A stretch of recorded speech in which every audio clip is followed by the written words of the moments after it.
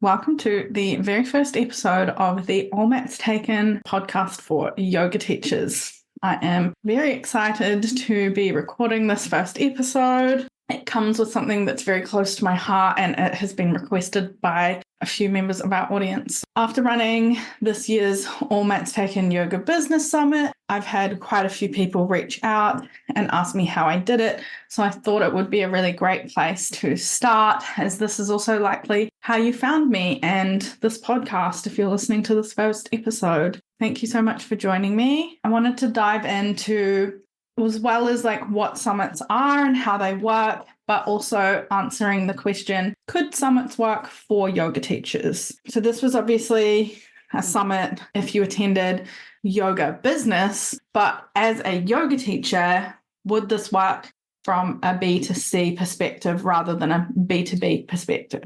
Business to business versus business to consumer or customer. Hi, I'm Adrienne Jarrett, a website designer, certified yin and vinyasa teacher, and lifelong student of yoga. Welcome to the All Mats Taken podcast, where we will have conversations to help yoga teachers grow profitable businesses and deepen their practice so that they can make a greater impact in the world and have fun doing it along the way. What is a summit? A summit's basically an online conference. You get together a bunch of speakers from wherever you are. I've used around the globe. Doesn't have to be, it could be in your local area. It's a bunch of speakers that have come to teach people about some area of their expertise. They do a little presentation or a talk, or you could do an interview, all kinds of things. Basically an online conference. And then you can have attendee engagement. You can make it look however you want, really, but it's quite a big event, I guess, would be the difference between a summit versus some kind of workshop series. So how does it work? As I mentioned, you can run it very different ways. I thought I would explain this from my personal experience and how I run it and how does it work for your business in terms of growing your business. Summits would come under sort of collaboration marketing. Basically, you are getting together a bunch of speakers that are all within a niche area. You do ask them if they will be willing to share it with their audience. And in theory, if everyone shares it with their own audience, you've then expanded your reach to all these different people that are potentially interested in what everyone else has to offer. Doesn't just have to be what you have to offer. I like to think of this as more of a community-wide approach where everyone is winning rather than how's it going to impact me. Everyone sort of shares it, hopefully. Doesn't always work out that way, but that's the idea. And then you're bringing together a lot of people and it's just a big, beautiful sharing of information and knowledge. In terms of the presentations, you don't want it to just be all focused on people selling whatever they have to offer. It gets a bit old very quickly. So ideally, people that you are interviewing or that you're having present, they're sharing some information to help people. Ultimately, the goal is to help people and create that impact. So what do you get out of it? What are the benefits of running a free summit? You've got lead generation or audience growth. So these are people that would potentially be also interested in your offers. They are coming now into your circle so you can then sell to them in the future or provide your offers, whatever it may be. Another really amazing benefit that I really value is getting to network with other professionals or the speakers. This is a beautiful opportunity to make friends and make connections and get to talk to people that I wouldn't otherwise get to talk to because you've put on this event and you ideally want to make it an event that they're also going to benefit from. So it's not just that you've got this angle of lead generation and audience growth, you're pulling together a whole group of people that all share something and are all there to help people with one particular thing. And everyone in turn has the opportunity to help grow their community and grow their audience. And in terms of the attendees, they get a chance to get exposed to all these really beautiful people that have these amazing offerings, and they get to learn as well who they resonate with. So I think that is a really powerful benefit of running the free summit. You also get a lot of experience running a big event. I'm talking a lot. There will be things that you have no idea how to do and you have to figure it out. And just as well, the time considerations, it's going to test you in areas that you're weak, and you're going to have to step up a little bit and figure out how things are done. There's so much problem solving involved. Anyone that's run any kind of event, I'm sure, can relate to this, or even like a workshop. This is a big event with lots of people involved. So there's a lot of navigation and project management that goes into it, and you are going to learn a lot. It's a really long time as well that you're going to be planning this. It's not just a quick, I'll just do a summit. There's months and months of work that goes into doing this type of event. And with that, there's going to be a lot of learning curves for you to encounter, whether it's your first or I'm only up to my second, but I imagine on my 10th, there's still going to be new things that I'm going to be learning every single time, because you see areas that you can improve for next time as well. I think one of the main benefits for running an event like this, at least for myself, is just the impact that you can potentially have. As I mentioned, it's not just you growing your business, your speakers can also grow their businesses and they can get connections, but also the impact that you're having on your audience, because they're not going to attend unless there's something they're getting out of it. So you really want to create an ambience and create content that's really going to be valuable for people, whether they get the free one or they upgrade. I think that's been one of the most beautiful things for me, is hearing people's feedback and learning about the impact that it genuinely made in their lives and in their business. This doesn't have any kind of sort of financial benefit to me, but it is just really beautiful to hear these stories and see that all of that work that you put in actually made a difference to someone. One of the other benefits I was thinking about is that it's not just that you get to connect with people that are in your niche and potentially good leads or potentially good as part of your audience. You also can be very strategic in connecting with people that share the same values as you. Obviously, if you are sharing some of that information, that's going to have some of values shared in terms of that leads. If they're joining this event, then you're going to be similar. For this example, we all love yoga and we want to see more yoga in the world. And I think that's pretty fair to say everyone that attended and everyone that was speaking has that common goal within their lives. But you can also make it a little bit more specific than that as well. So this year, as part of the All Access Pass, I planted trees, which I was very excited about, definitely more excited than anyone else. But I did get some really beautiful feedback that some people purchased purely from the fact that I was doing this. So that is a really cool connection, I think. That's an even deeper level that I can connect with people.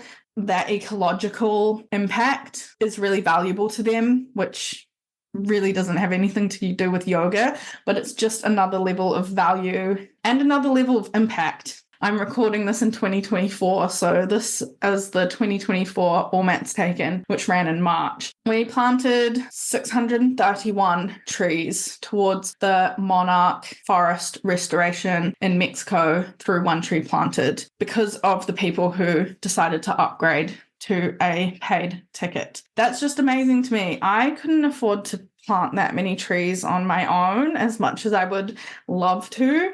I am a conservationist. I've been working in wildlife keeping for the past year leading up to this event. So it's really important to me. Reforestation has so many beautiful impacts globally. So it's not just that we managed to use this event to make a difference in people's businesses, but we also managed to make an ecological impact by planting a tiny forest. 631 trees is huge, and I can't wait to see how many more we can plant in the future. Connecting with those audiences and then creating impact on so many different levels, some of which I probably haven't even begun to understand yet. And I think that's a really beautiful thing that has come out of running this event. Thought it would be really nice to share some of the testimonials that I've got back from people, because I think that is a really core part of running a big event like this. Depending on how big your audience is, this is not necessarily financially beneficial. And I will dive into that a little bit more shortly. While you're beginning, if this is something that you enjoy, I feel like you've really got to look at those other angles of the impact in terms of how you're impacting people around you and how, like I said, ecology, we managed to impact monarch butterflies. The testimonials I get from people to this point have been one of my core motivating factors to encourage me to actually run this event and keep going every year. I really believe in it. I want it to be the biggest event to help yoga businesses in the world. It's the grand scheme of things, but that's going to take time. And with the time, you've got to focus on other aspects.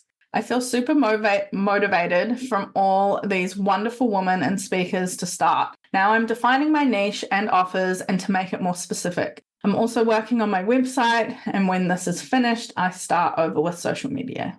Another person shared, seriously, this is such awesome content. So glad you're bringing this info to the yoga world. I also got told this summit is fantastic. All speakers are offering valuable insights and perspective. You did an awesome job and cannot imagine the amount of work you could have done to make this happen. Thank you. Another person said, it's made a huge impact.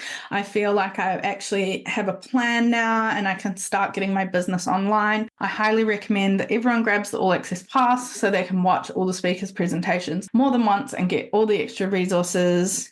Another person said, it gave me a lot of great ideas for how to run an online community, how to brand and market, was a little bit more finesse, and why I should not overlook the private one-on-one business model, which admittedly I was overlooking previously. My viewpoint on this has changed. Those are really beautiful impacts to be able to have on people's businesses and really spark lights in people. And you can see how they might come back as well. You know, if people are getting this much value about it this year, my hope is that they will return for next year. So that is ultimately the goal. And one thing that gets quite sticky as well is that, especially when we're starting out, getting those first clients can be expensive in terms of money, if you're running ads, or in terms of time, or even both. The idea is not to just try to sell to someone one time or provide value for someone one time and then be done with it. The idea is that you want to continue helping them where you can. That starts to build financially, and then those leads get cheaper and cheaper as time goes on. Can you run a paid summit? So this is obviously a free summit. You can attend this for free. You can get everything for free. There's tons in the All Access Pass that are, well, crazy value, honestly, more than what you're paying for them. But people can come watch the presentations for free. So why give it away for free? Can you run a fully paid summit and just sell tickets to that?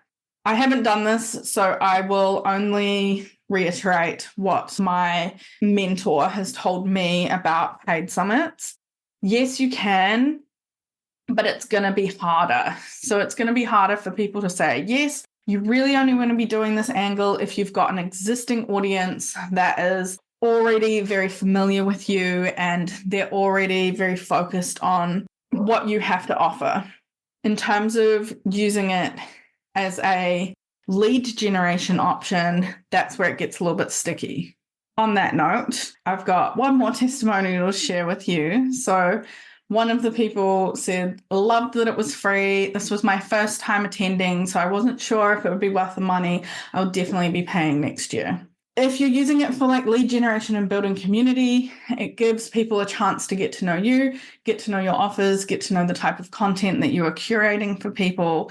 And it helps to start building that trust with people rather than a fully paid summit.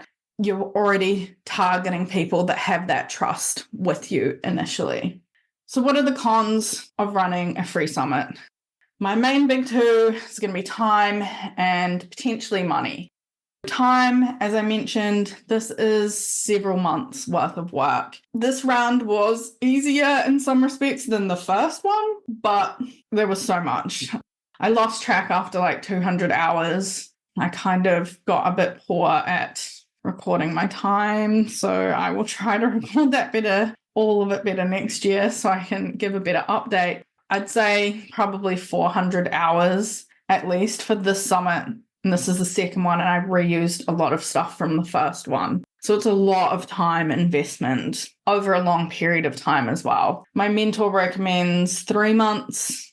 I would say I want at least 4 months next time, maybe even longer, before I start planning the next summit. Money, this is tricky. So yes, free summits can be very profitable. I have seen it in the group that I'm within. Lots of people are making money out of their summits, and some people are making substantial amounts of money out of their summits. It's not the usual, but it's not unusual to hear people say they've brought in $100,000 revenue. There's expenses coming out of that, of course. So yes, they can be a profitable venture. Do I think your first summit will be? Who knows? Depends on your audience, depends on where you're starting. So for me, I can only really speak from my personal experience. My first summit did not make any money at all. I did manage to cover my expenses though. So I was happy with that. And that included paying the mentor to help me learn how to do it. So I basically studied for free effectively by running my summit, and the income you're making is on those all access pass sales. And the all access pass has bonuses from the speakers. People get ongoing access to the presentations, all kinds of things. It's up to you what you would like to include in that pass, or extra bonuses for people to encourage people to upgrade. So that's where the income is coming from. All Mats Taken has had a pretty consistent 9 to 11% upgrade rate, which is fairly good for any kind of offers. Typically, averages are stated 3 to 5% for these types of events. People will upgrade to a paid ticket. Definitely has a long way to go before it is a profitable venture. The second one, I did make some money. I did not make a lot of money when you calculate out my hourly wages, however. So I think I haven't finalized it yet, but it's sitting at around 15 New Zealand dollars an hour, which is probably about $7 US an hour I made this summit. So it's not great in terms of financial return, but I made money to do lead generation rather than spending ads for lead generation. So there is that aspect to it as well. So while I'm saying this event wasn't profitable yet, I don't see that as a loss, because I think that that will be profitable in the future. I have now twice doubled my email list, so that it means when I'm offering this in the future, hopefully we're going to get more people upgrading. People that upgraded last time, hopefully going to upgrade again because they've seen the value in it. They've seen how helpful it was. Hopefully, when I have future offers, I've built that know, like, trust factor, and I'm going to see some higher returns on investment from that time that I've spent because of the summit. I started out from zero as well. So it depends on where you're starting out at. If you already have an existing audience, then it might be profitable off the bat. I think running them repetitively, the longer they keep going, the more we have built an awareness around the summit. We've got more people interested in it. Sponsors, I didn't even look at sponsors. for the last two, but I did have someone reach out to me at the very last minute, interested in sponsoring. So all that kind of thing, it's just going to grow and grow and grow. My goal is to continue it year after year and to see that grow. And I see that being profitable in the future and still maintaining it as a free event for those that want to come in and watch it free within the community. Those that see value in upgrading, they're going to get a lot of value. That's always the goal. Those would be my big two cons of running a free summit. This All Mats Taken is not the only summit that I have run. I did initially run, we did it very differently, and it wasn't under my business. It was for a friend's business, and I helped her do all of the planning and organization side of it. It was a one-day live event instead.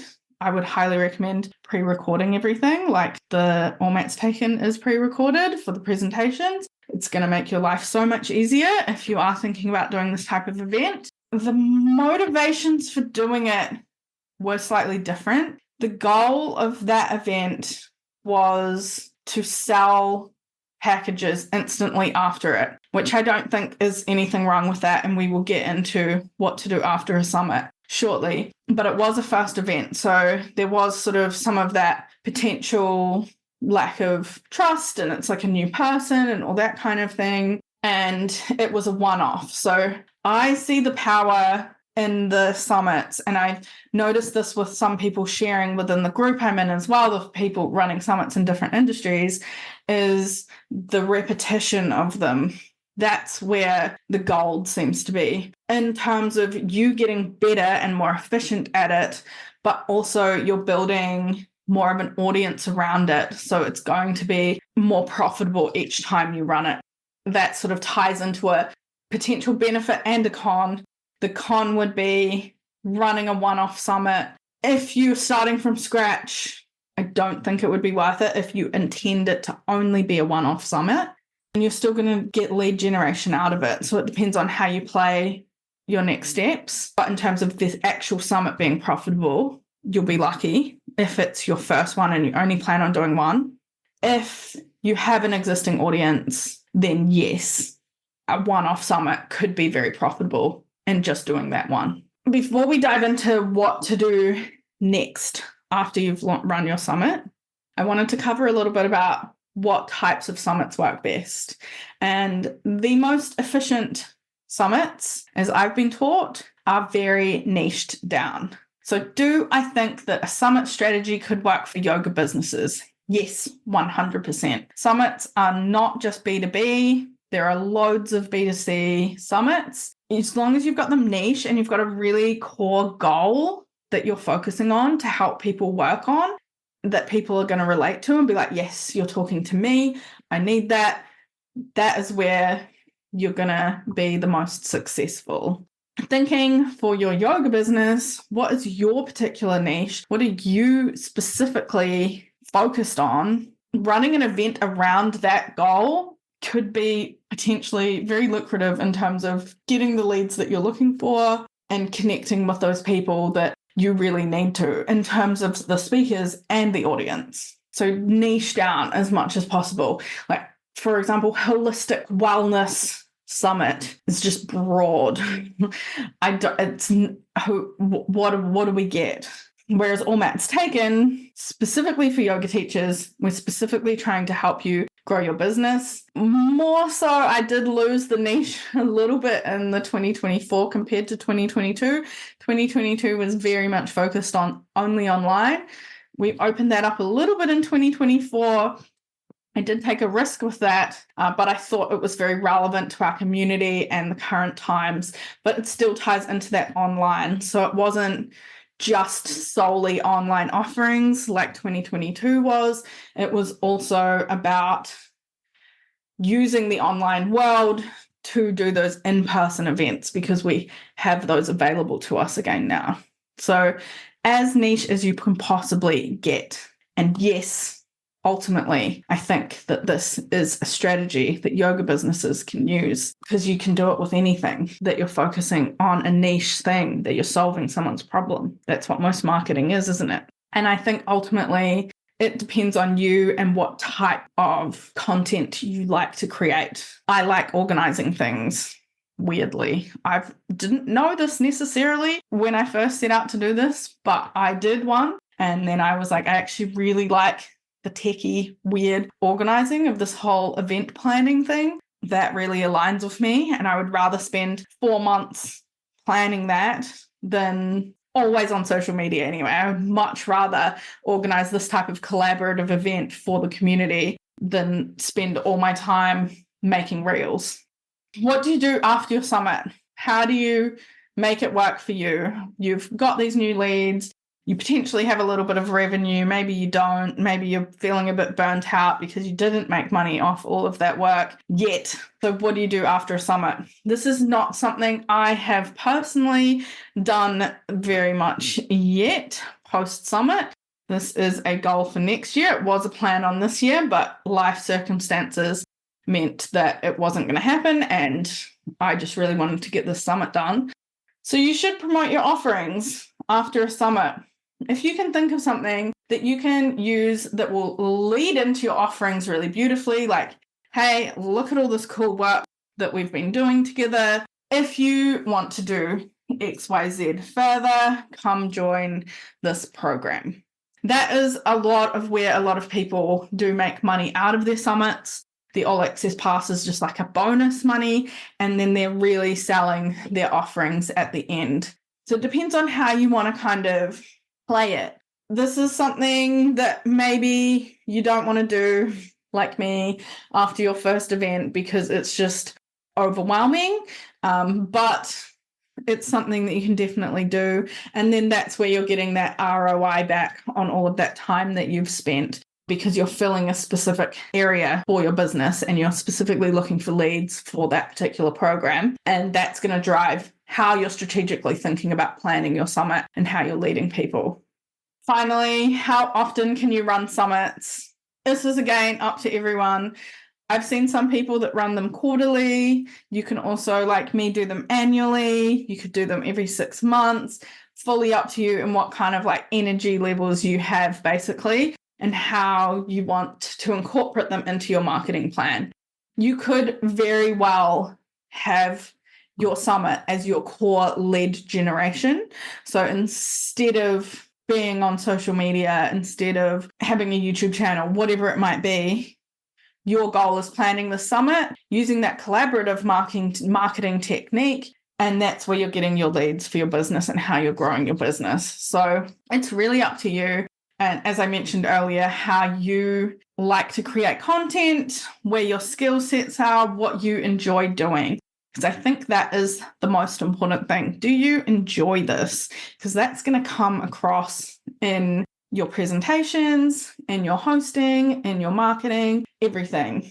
I have had a few people say, it's clear that you're really passionate about this. And I am. Everything from the impact, as I mentioned, all the way to the nitty-gritty technical sides of it. I really love it. So depends on what you really love as to whether this is going to work for you and how you run it and how you incorporate it into your business. If after listening to this episode, you are now thinking, yes, this sounds fun, I want to learn how to incorporate these into my marketing plan, I think I would really enjoy this, and I can see how this would be beneficial for my audience, I highly recommend you check out Kirsten from Summit in a Box. That is my mentor that I have used throughout both of these projects. I could not have pulled this off without her at all. Her content is step by step. It's like having someone hold your hand the whole way through and show you exactly what you need to do. And she has taught so many people in so many different niches how to run summits and how to grow their businesses through summits. And she's just a very lovely person as well. And her team are really useful. I do have a link if you want to check out some of her free trainings. She does have a lot of free resources around how to grow your summit. She also has a podcast that I recommend checking out. So if you go to allmatstaken.com/summit-skyrocket, there's a link there and you can go join one of her free trainings. So I highly recommend, if this is something that you want to learn more about, go check out Kirsten. She's amazing, and there's so much information that she provides around these. So I hope you enjoyed this first episode of the All Matt's Taken podcast. This has obviously been created because of the summit, so it's very exciting that I am here and getting to share this with you and all of the things that will come in the future. One big project's just spawned another massive project, but that's all the fun of it as well. And if you have any more summit plans or ideas about summits, definitely DM me or send me an email. Share your ideas. I would love to come and attend your next summit. Thank you for listening to the All Matt's Taken podcast. If you enjoyed this episode, please hit follow, like, subscribe on your podcast platform of choice, leave us a review and share with a teacher friend. This really helps others find the show so we can continue growing our yoga-loving tribe. I am endlessly grateful for all your support. Have a beautiful day and I'll see you next time.